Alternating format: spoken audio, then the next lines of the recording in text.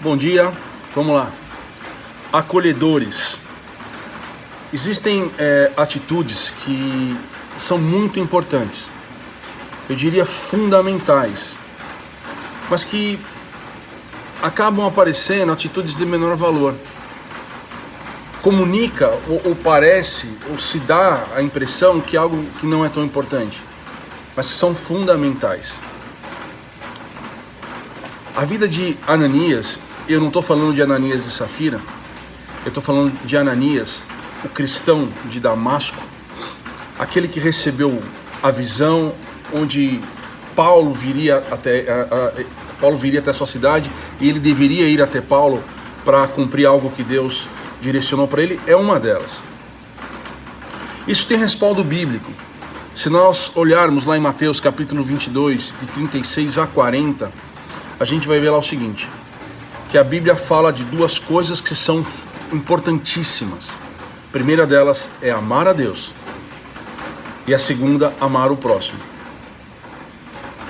Se a gente pudesse trazer o ensino da Bíblia a um resumo muito pequenininho, falar isso: ame a Deus e ame o seu próximo. Quem que é o próximo? Aquele que nós fizermos próximo. O próximo não é aquele que te ama, porque a Bíblia fala que nós não devemos amar só aqueles que nos amam. Nós devemos amar aqueles que até nos odeiam, os nossos inimigos. A palavra de Deus, ela foca muito a questão de nós não andarmos por vista, mas andarmos por fé. Fé no quê? Na palavra que Deus nos ensina. Então, eu quero falar sobre uma atividade que, embora ela esteja ela não é aquela de púlpito, não é aquela que acontece para as grandes multidões, mas elas são fundamentais na configuração, na consolidação da fé da igreja, que é o consolidador. E hoje eu estou chamando isso de acolhedor. Atos 22:12 fala sobre um homem bom, fala sobre um homem cuidadoso, um homem cristão, um homem conhecido por todos. Atos 22:12. Esse era Ananias. Então o primeiro ponto que eu quero compartilhar com vocês é sobre estar sensível para ouvir a voz de Deus. E a Bíblia fala que quem era Ananias? Ananias era uma pessoa reconhecida por todos, um bom cristão, um discípulo. Não era um seguidor. Existe uma grande diferença entre seguidor e discípulo. Seguidor anda junto, o discípulo aprende e aplica. Então a gente vê que Ananias ouviu a voz de Deus. Em Atos capítulo 9, versículo 10 a 22, e havia em Damasco um certo discípulo chamado Ananias, e disse-lhe o Senhor em visão a Ananias, e ele respondeu: eis-me aqui, Senhor. E disse-lhe o Senhor: levanta-te e vai à rua chamada direita, e pergunta em casa de Judas por um homem de Tarso chamado Saulo, pois eis que ele está orando. Está falando de Paulo, o mesmo Paulo que caiu do cavalo no caminho de Damasco, teve uma visão extraordinária. Como eu disse ontem, falo novamente hoje, nesse momento, Paulo ele foi tocado de forma extraordinária, não precisou nada comum se envolvendo nesse fato. Foi ele Deus, foi um milagre, foi algo sobrenatural. E Deus age dessa forma. Então a conversão de Paulo foi sobrenatural. O encontro de Paulo com Jesus foi sobrenatural. Agora a gente vê nessa história quem? Ananias entrando. Algo natural, não é extraordinário, é algo ordinário. E numa visão ele viu que entrava um homem chamado Ananias, que era o personagem que a gente fala, e punha sobre ele a mão para que se tornasse a ver. Essa foi a conversa de Jesus com Ananias. Ananias, vai até determinado lugar que lá você vai encontrar Paulo, aquele que persegue os crentes, aquele que mata os crentes, aquele que tem um documento que dá para ele liberdade para fazer o que ele quiser se ele encontrar alguém que fala sobre o caminho de Cristo. Ele pode matar.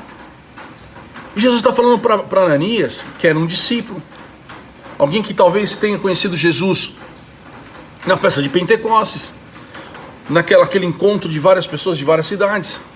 E quando volta para sua cidade, ele monta uma célula, ele faz ali um grupo de oração, um grupo que falava sobre o caminho.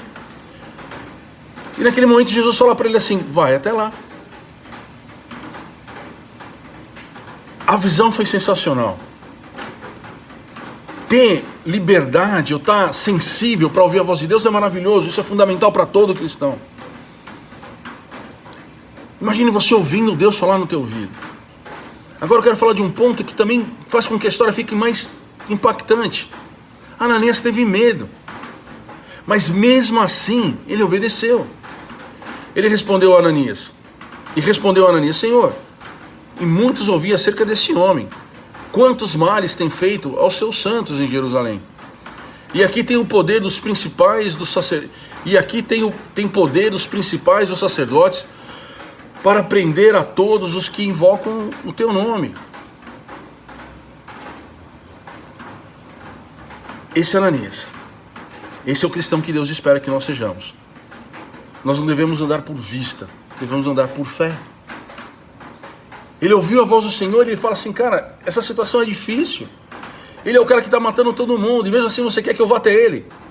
E o Senhor fala, porém o Senhor responde: vai, porque esse é para mim um vaso escolhido para levar o meu nome diante dos gentios e dos reis e dos filhos de Israel, e eu lhe mostrarei quanto deve padecer pelo meu nome.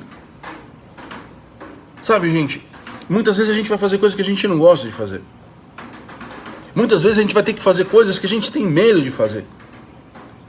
Muitas vezes a gente vai lidar com pessoas que têm uma fisionomia que não denota que ela vai frutificar, que ela vai dar em alguma coisa.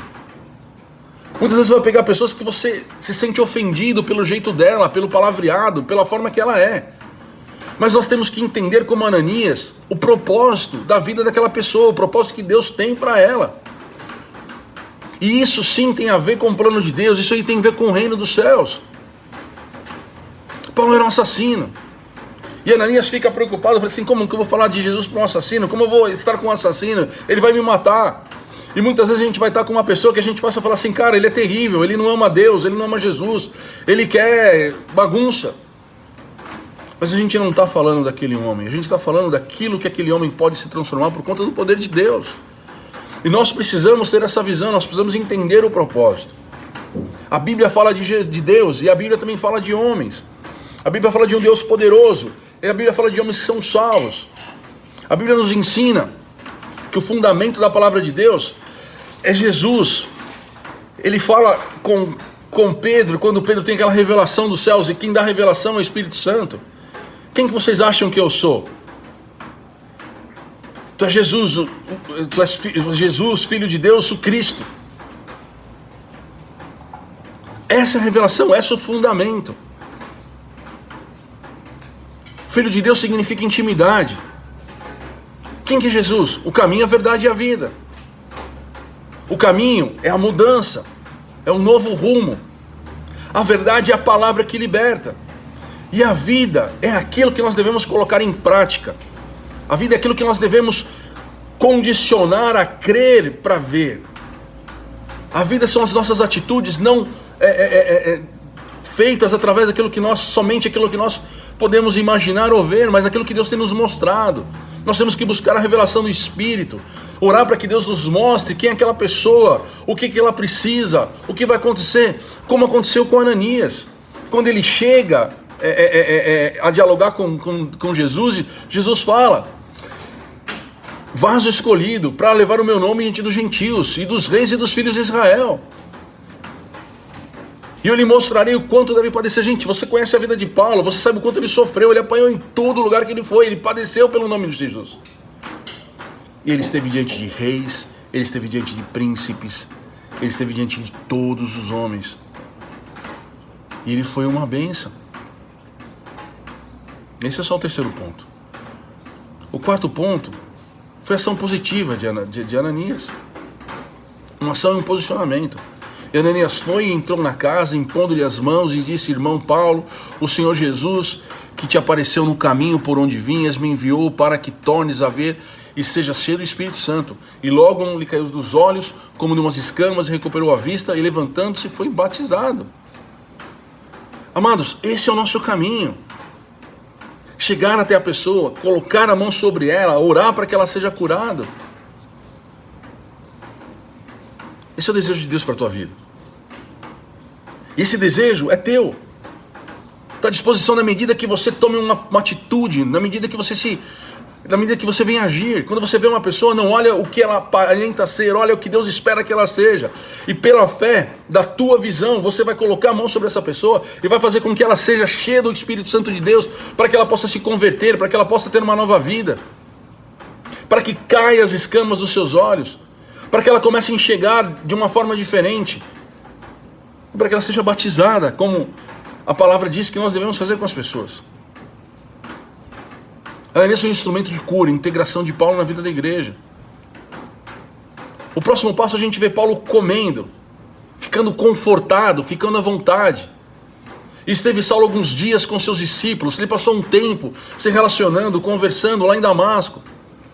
Ananias não só alimentou, juntamente com os demais discípulos daquele lugar, ele deu conforto, ele deu condição de Paulo se situar. E ele ficou ali por alguns dias. E logo em seguida nas sinagogas, Paulo começa a pregar que é uma outra coisa que é inerente à vontade do cristão. Ela vem dentro do pacote, ela está do DNA do convertido. Você conhece o caminho, a verdade e a vida. Você começa a buscar relacionamento com Deus. E a primeira coisa que começa a acontecer dentro da gente é a vontade de falar, é a vontade de pregar, é a vontade de mostrar as nossas experiências, a vontade de mostrar o que nós somos a partir daquilo que Deus fez nas nossas vidas. É algo sobrenatural, é algo especial, mas que nós precisamos ter para poder viver. Ananias trouxe Paulo para perto de uma realidade de conforto, uma realidade de amizade, uma realidade de preço pago. Ele deu comida. Muitas vezes nós precisaremos levar algumas pessoas para dentro da nossa casa. Em outras oportunidades, iremos até as casas das pessoas para dar a elas o que elas precisam. O evangelho de amor é um evangelho de atitude. Mas isso tem que estar no teu coração, essa visão tem que ser sua. O bacana da vida de Ananias, esse acolhedor, esse consolidador, é incrível porque é um homem que serve a Deus, que ouve a voz. Isso é maravilhoso. A gente está numa multidão de situações, de pessoas, de problemas que muitas vezes tiram de nós a capacidade de ouvir, e ele ouviu a Deus. Ele teve medo, mas não agiu pelo medo, ele agiu pela visão que ele teve. Meu irmão, qual que é a tua visão? Se alguém te perguntar quem é Jesus para você, o que você vai responder para ele? Muitas vezes nós precisamos fazer perguntas para nós mesmos. Jesus respondia muitas coisas através das suas próprias perguntas.